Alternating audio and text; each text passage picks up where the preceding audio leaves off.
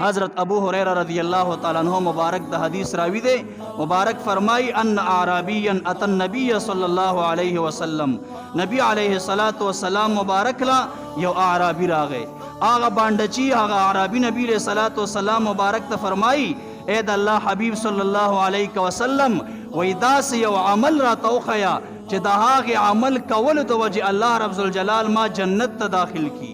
نبی علیہ الصلوۃ والسلام مبارک ورطا فرمائی وی دا اللہ عبادت کوا، اللہ سر شریک مجوڑوا، فرض مز ادا کا، فرضی رجیو نسا، فرضی زکاة ورکا.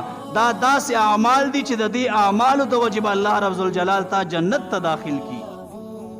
او بیا ورطا مبارک صحابہ کرامو تا مخ راو گرزو. اعرابی تا پوسو کو واپس روان شو. اعرابی دا بانڈچی چی سنگا واپس روان شو. نبی علیہ الصلوۃ والسلام مبارک صحابہ کرامو تا وَمَنْ سَرَّهُ أَن يَنْظُرَ إِلَىٰ رَجُلٍ مِّنْ أَهْلِ الْجَنَّةِ فَلْيَنْظُرْ إِلَىٰ هَٰذَا.